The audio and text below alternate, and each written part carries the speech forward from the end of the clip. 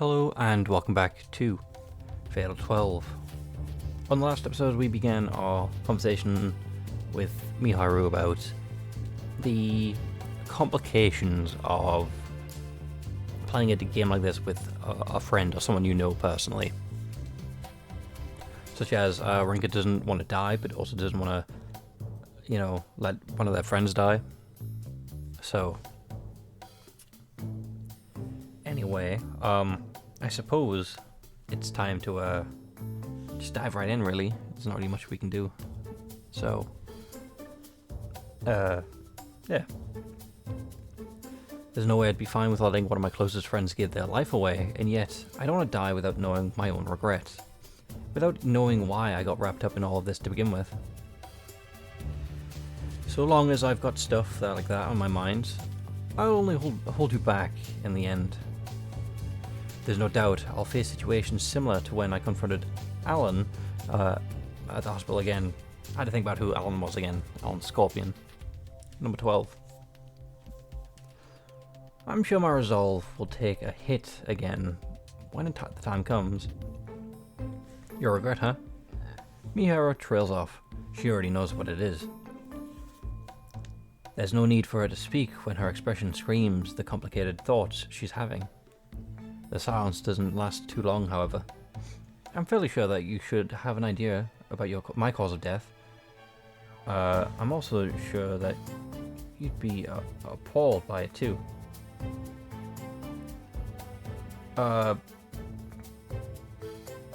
If it... Oh, that's, I'm going to guess that she died after we did, because we died in the explosion. So she may have, taken her own life due to sadness.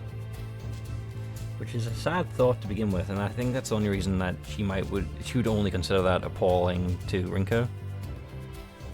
So... that's sad. But it's also why she's so eager to give her life away for Rinko. It's fine though. I'm okay with maintaining the status quo, even if my stance on the matter hasn't changed. My fate exists for your sake, so I'll simply wait for the day when you finally clear up your own personal doubts. Oh, that's a sad thought to start this thing on. We're only a couple of minutes in, less than 5. Why are you so desperate to give your life for mine? Surely you have your own regret to care about. You do have your own cards, don't you? It's because I love you. Love? Her exclamation throws me off at first, but naturally, she must mean it in a friendly way. In a friendly way, in quotations. Anyway, we should get some sleep ourselves. You plan on seeing Sophia off tomorrow, don't you?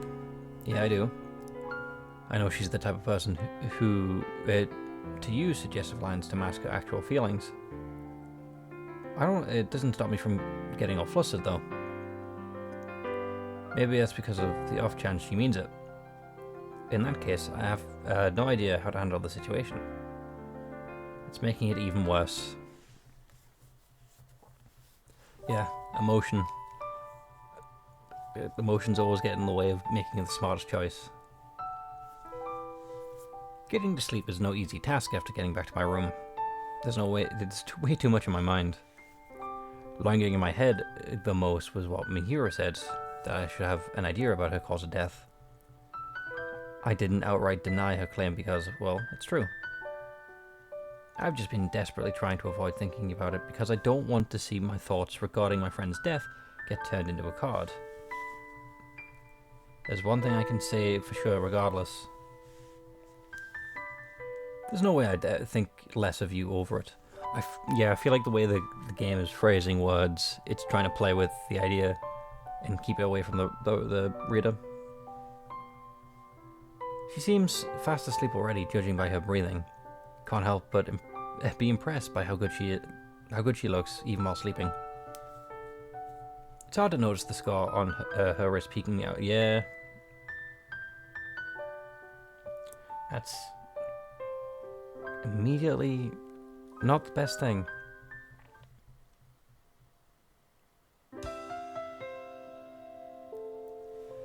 I brew some coffee for both Sonia and Miharu once morning it comes around. Sonia doesn't want to drink hers black, so I make sure to pour some milk and sugar in. Yeah, I don't think we've ever seen Miharu in like a t-shirt. It's always been long sleeves.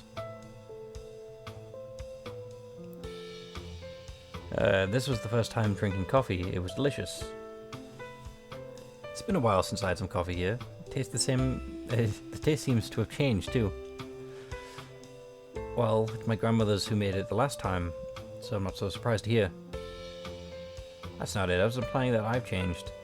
I can tell that it's your coffee based on the fragrance alone. My coffee, yeah? I suppose I've been making slight changes to the way I prepare it for a while. That doesn't matter right now, though. Yeah, it would feel really awkward to be in Rinka's position right now. Sitting across from, I guess, specifically these two players in this game, given the fact that they're both willing and accepting of death. I guess, technically, for our sake. Because Sonia's not necessarily for our sake automatically, but she's not intentionally trying to win. Rather, I can't help lose myself as I stare at my hero basking in the morning glow while enjoying her coffee. It causes me to recall her comment about it from last night, which forces me to avert my eyes. Sonia is staring at her too. I'm not sure if she's noticed me doing so and followed suit, but she eventually smiles and speaks up. However, I have a request for the both of you. I'd like to leave Pazia with you.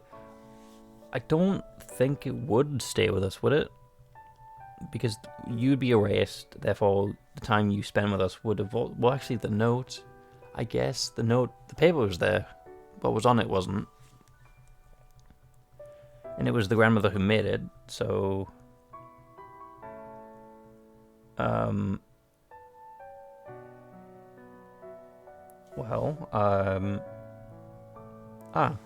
but it's an important gift from your grandmother, isn't it? Pazazia, it's Russian for traveler, isn't it? Wow, you understand my home language? I'm impressed. The name must represent your desire to go out and see the world. A pang of sadness hits me as I remember Keiko's belief regarding the meaning of one's name, although I do my best to hide it behind a smile.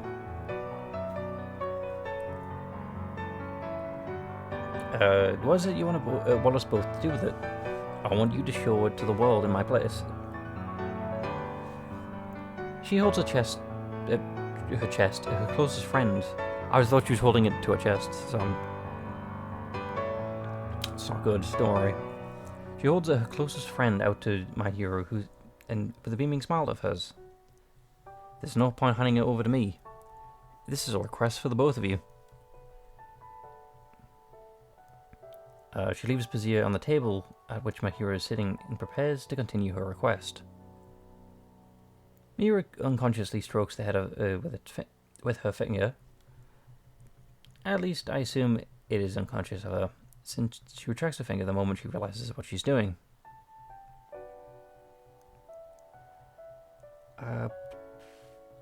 Would you mind listening to what I have to say?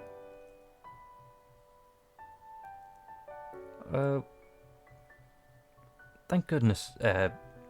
Thank God. I'm not very good at reading. That's all I'm learning. The goddess said that originally, all 12 of us were supposed to have gathered in the same place 12 weeks from the divine selection's beginning. It's not even the correct order of what it says. 12 weeks from the beginning of the divine selection. In reality, my parents planned to take me on a trip if my condition didn't get any worse. They had even decided to bring me to Tokyo. Fate changed its course, and your condition got worse. Still, that means you were originally supposed to come here. Yes, fate changed its course by having me die before we could make the trip. The important part here is that fate can change. If it can do so for the worst, then it can do so for the best.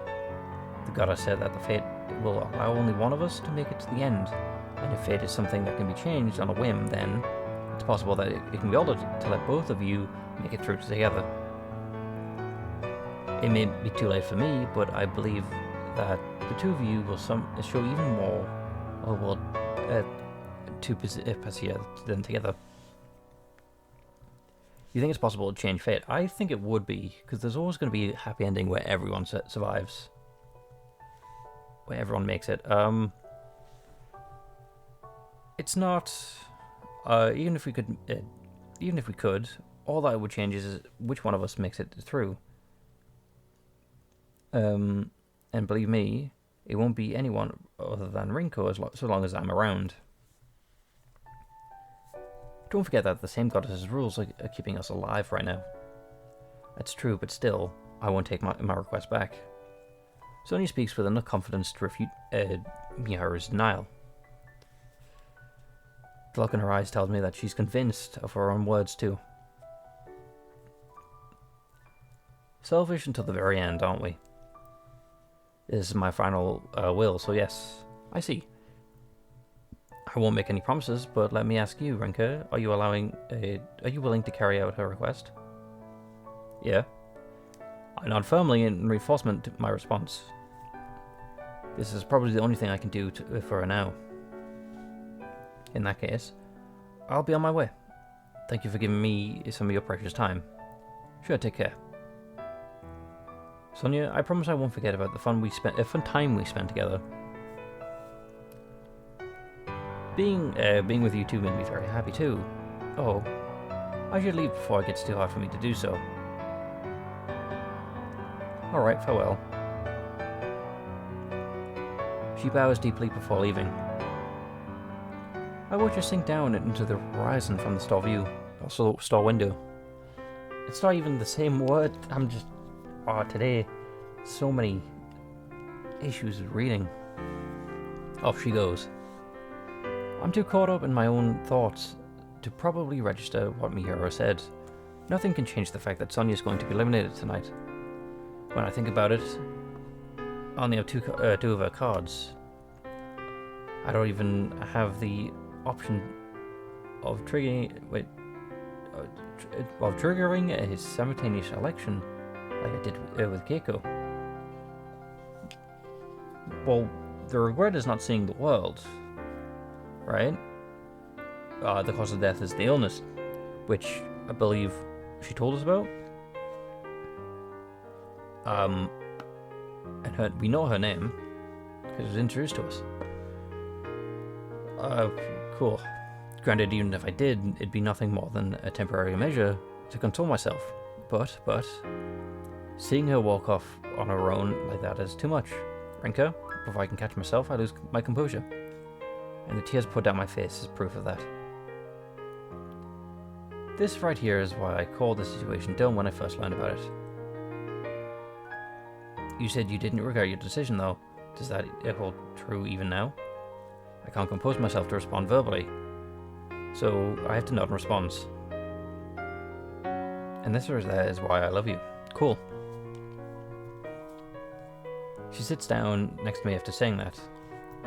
The moment our shoulders touch, I turn to cling onto her. She stays by my side for the entire time I cry.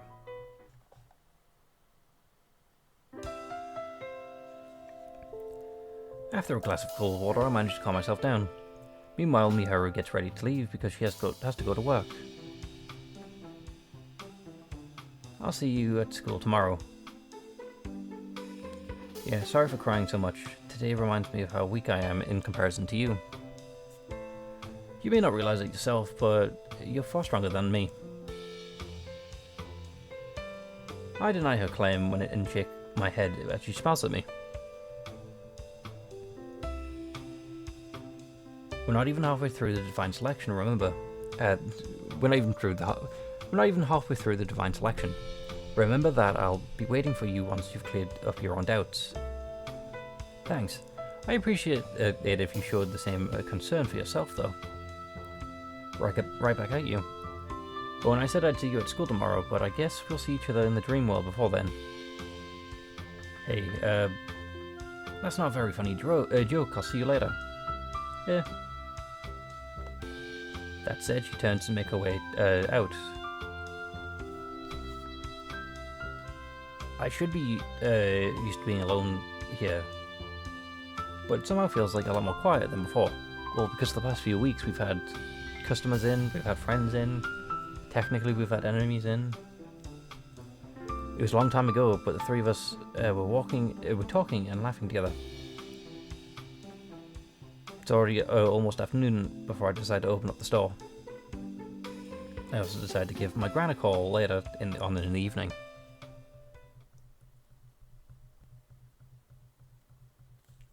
Cool, time to lose someone, I guess. Good evening, my lovely little slaves of fate. And thus, today's session begins. Parker's graceful voice rings out throughout the court. How many people have we lost? 3, right? So it should be, what, 9 of us left? I really can't fathom what's going through her mind. For that purpose, does she divulge the intricacies of fate to us? What drove her to begin the divine selection in the first place? My, aren't we a gloomy bunch? I've refused to even consider her motivations before now, because I saw her as some ethereal being completely removed from logic of humans. That is true, that is a good question. We don't even know why Parker is holding this game. But now I find it hard to remember what Sonia said.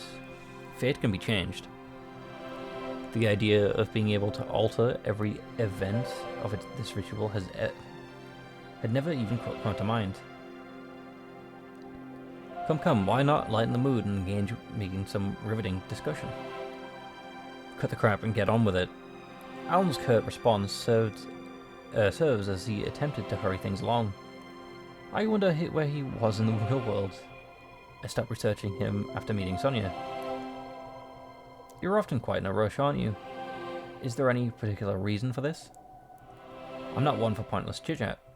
Besides, you're supposed to be the neutral party. Did you not consider the possibility that other participants could benefit from my talking to you? Surely, you wouldn't be pleased if your own actions, if they give others unfair advantage, would you? Goodness, did something happen to my memory? I certainly don't recall making any claims about being a neutral party, nor that divine selection would be conducted in a fair manner. She has a point, but also so does Alan. In this situation, I'd rather Alan be correct and that she be neutral and, unbiased. Hold on, that ain't right. Federico Carminati is the next to chime in. Actually, this might be the first time I've heard him speak. Now that he's gotten my attention, I realize that he might actually be the tallest one here. Unexpected. And he's pretty stylish to boot. Well, okay. The suit he's wearing looks great on him. I wouldn't blame anyone if they confused him for a model. I sure as hell ain't fine with the idea that this whole thing could be rigged when it's my life on the line. Christ, this guy. Oh my, is something the matter, numeral 3? Numeral 11 reacts to Federico's outburst, which causes Miharu to shoot me a quick glance. Looks like those two really are working together. Oh, this whole thing being unfair ever since the cards were distributed at the beginning. Two of the cards I got belong to people that guy's already eliminated. Okay, how's that unfair? No one could have predicted that, really. He points towards Alan as he states his concerns. So it's safe to say that you only have one card of value remaining for your initial lot, then. Feel free to voice your issues regarding the system itself, but only a fool would lay information like that out in the open. I'm gonna make you regret it if you keep running your mouth. I have no issue with the current system, so I prefer if you sped things along. Very well. I assume you're fine with it too? She turns to face Federico. He refuses to comply, raising his voice in a panic instead. Just a sec here. Are the rest of you fine with this? He directs the question outwards to the remaining participants, his arms spread wide. I feel like you're gonna go next after Sonia, Federico, if you keep panicking. No one responded to him though. Not even to number 11, his partner. There's your answer. This may have their own issues, but they're all united in not making a scene and embarrassing themselves like you have. What's more, they much prefer not to make their own incompetence known like others, like you have. I won't let you forget this, punk. Don't worry, I have no intention of forgetting it until you've been eliminated. Parker ends up being the one who interrupts their argument with a sigh. I mean, wait, so the in between both of us. Well, sorry, Miharu and I are in between both of them. Really now, can you not save your argument for the real world, assuming you meet there, of course? Following that, she makes her way to the center of the court. Regardless, allow me to begin tonight's election. Revolve, O Clock of Fate. Once again, it's time for us to decide whether or not we want to elect someone. Should things proceed as Sonia believes, numeral 11, and we'll elect numeral 10 tonight. I grit my teeth at the inevitable announce that I won't be electing anyone. Up next is Miharu, who will likely say the same. This is the fourth election. It is safe to say that there's a solid split between how each of us are approaching the situation. Some have opted to go all out with gathering information gathering, while others have chosen to sit back and let the situation unfold. The fact that numerals 11 and numeral 12 are the ones to elect anyone yet is proof of that. My turn then. In that case, I'll be electing you, numeral 10. What the? Oh, first timer will be taking the plunge. Hold on, first timer? Very well, allow me to question the remaining participants first. Can't hide my surprise. It's not good because it could act as a hint to the others, as it's known by this point that we're acquainted. But it isn't enough to stop me from acting out. Meanwhile, Sonia is unfazed by Miharu's election. Don't tell me, did they plan this from the beginning? The conversation that night wasn't just about Sonia having Miharu's name card, but this as well. As I'm mulling it over, the clock hand eventually revolves around numeral 11. Yeah, I've got an election alright, same as the board over there. I'm going for numeral 10. She points to Sonia. It's obvious that she hasn't anticipated this scenario. She doesn't even seem bent out of shape though. She looks more like she's enjoying this turn of events. Much like a predator, as it bares its fangs towards its prey. Number 11 knows that Sonia holds her name card. If Miharu eliminates Sonia, it's much possible that she could end up with the said card. Naturally, this is something a number 11 would want to avoid. The same likely applies to Miharu. That's why they're both aiming for Sonia's election to have Sonia's election called off. It would make sense for them to put one of their own cards out there to protect another. So what was in your script for when... So what was in your script when this kind of situation came about? We assume whether or not you wish to obtain election priority, which requires that one of you reveal a personal card to the other participants. Whoever does so first will be at a disadvantage, so do make your intentions known at this time.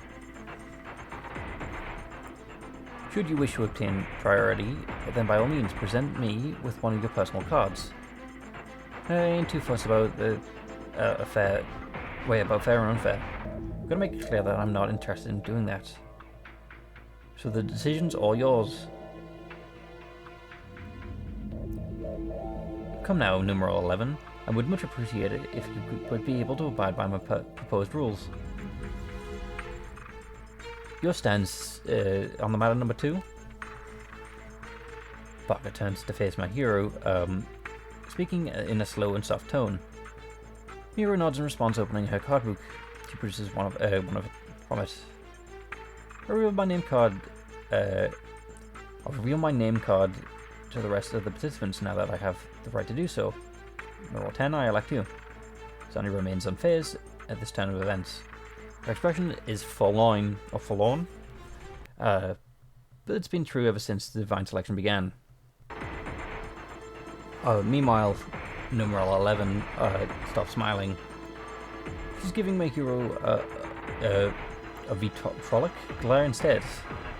She abandoned her own name. Well, no denying she's an interesting one. Very well. With that decided, numeral 2 and numeral 10 allow me to begin the election procedure. A familiar tremor accomplishes her statement. Shortly after, Miharu and Sonya platforms ascend to the utter stratum.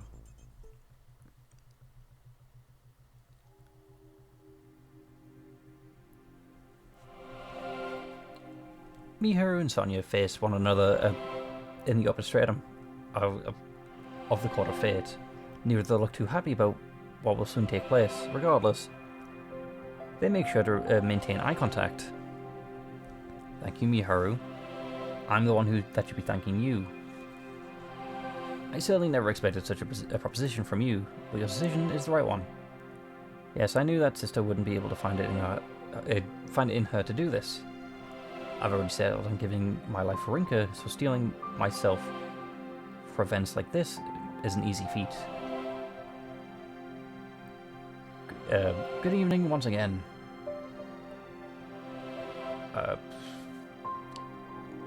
Parker appears out of nowhere as usual, both offering them both welcoming smiles. Cool. Miharu looks much more displeased than by her presence. Sorry. I see you two have already been acquainted. What's more, you don't seem hostile towards one another like the other participants have been. The only hospitality present right now is being redirected towards Parker herself. Miharu makes her a desire to not engage in Parker clear by changing the subject. Now what do we do? Or now what do I do? Choose one of the 3 cards. Choose the 3 cards that correspond to number 10 and read the contents out loud to me. Right. Miharu's cards emerge from the book and floating in the air in front of her. She plucks them, 3 of them. Her name is Sophia Prisnitz Alexovenia. I won't go into detail, but her cause of death was from illness. Sophia, I still can't make any promises regarding your request, but Rinka said that she's willing to carry it out. That being the case, I can do everything I can to help her. Just remember that my priority is to ensure that she makes it through to the end. I'm aware of this. I can still say with confidence that meeting you both has brought me much more happiness than I have ever experienced before. Please take care of Pesnia for me.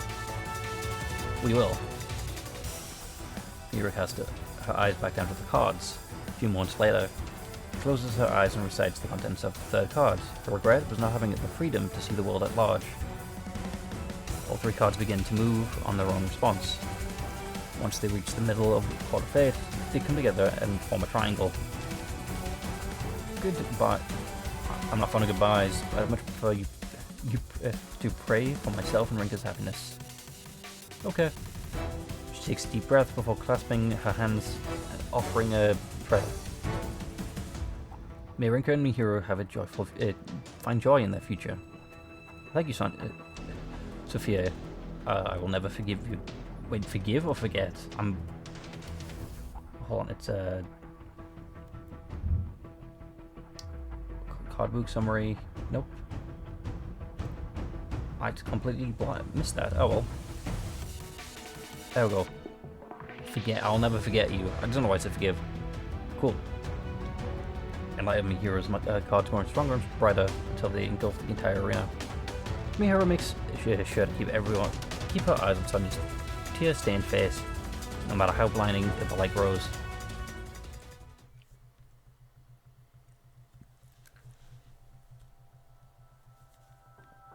Feelings of regret and emptiness begin to flow into her. She finds herself lying in Sophia's bed her room. The doctors rush in as her parents look on, praying for her safety. The girl reflected upon her life as her breathing grew more and more pained. The ceiling of the room was perhaps the most viewed scenery she'd witnessed throughout her life. She could only ever experience the outside through a book or a monitor. Freedom remained a foreign concept. Just how much time did she spend imagining the wonders of the world, wonders that would come from attaining such a thing? In the end, her life was nothing but dull to the point where she spent her final moments contemplating her reality and how it compared to the vast world she longed to experience.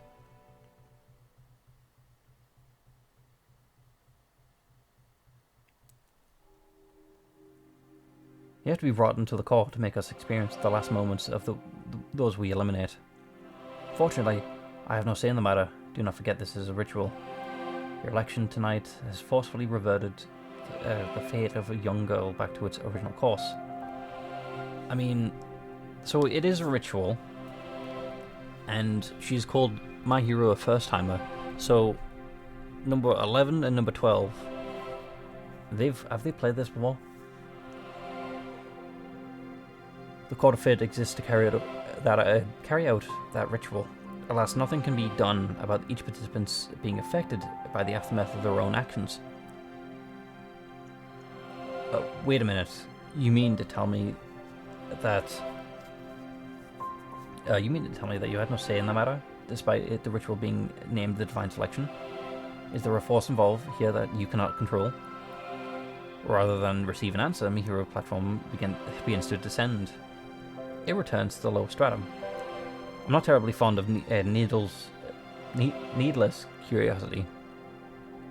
Parker uttered the words only after My Hero had gotten far enough away.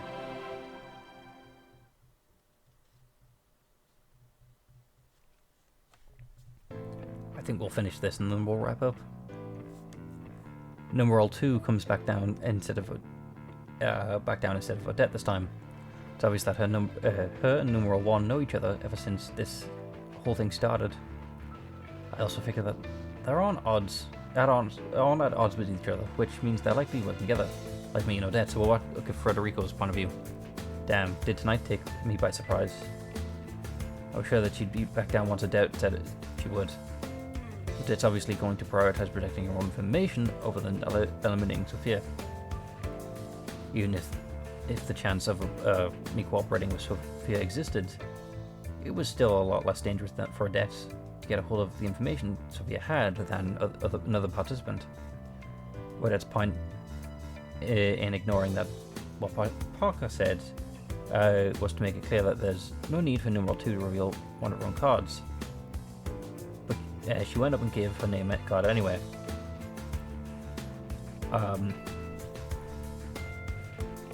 This is sure throwing me for a loop. Gotta say that Numeral 1 sure is a little run compared to Numeral 2. I'd assume they're both Asian, but boy does Numeral 2 have the right glamour and proportions. Okay, that's creepy. And also rude. I figured she'd get eliminated pretty quick, but she went ahead and surprised me. That's a woman after my own heart. The best woman like Gutsy One's definitely not counting freaks of nature like Odette, of course. Okay, damn Frederico, calm down. Which card would you like to obtain? She poses all important questions to Numeral 2. No doubt, she's gunning for Odette's card. I'll take Numeral 1's death card. Damn, she betrays my expectation yet again. What's going on here? She had that all along? It doesn't look like anyone's more surprised at the turn of events by Numeral 1 herself. Can't blame her. Out of all the cards Numeral 2 could have picked, she went for the one belonging to the person she's working together with. Why don't you satisfy your urge to keep talking? Why do you satisfy your... Understand that the situation you're in requires being silent above all else. Number 2 slaps her with a frigid verbal warning.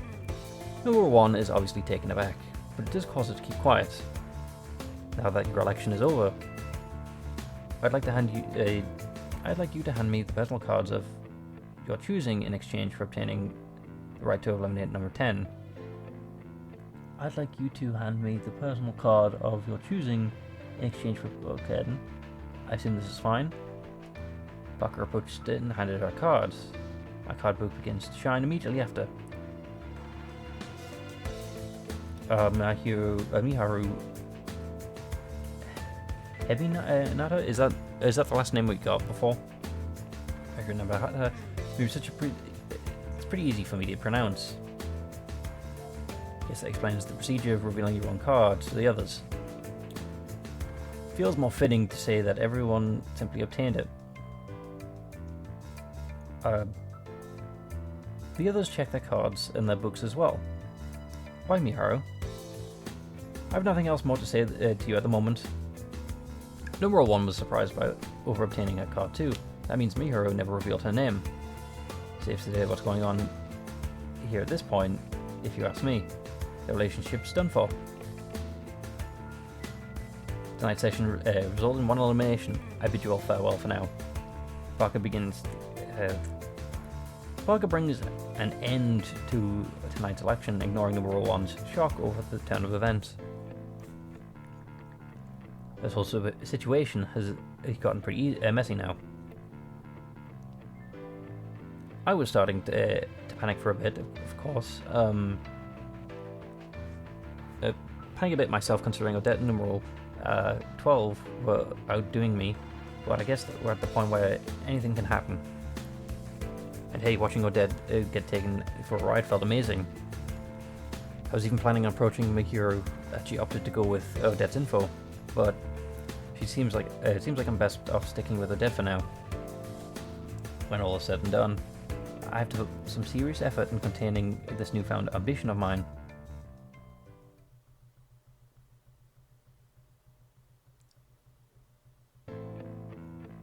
Time to meet up with Odette in the hotel. I still haven't gotten over the excitement of what happened last night in the dream world. I think with that, we'll call it there.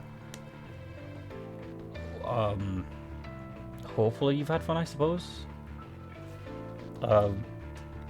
With that, I'll simply just see you on the next one. Goodbye.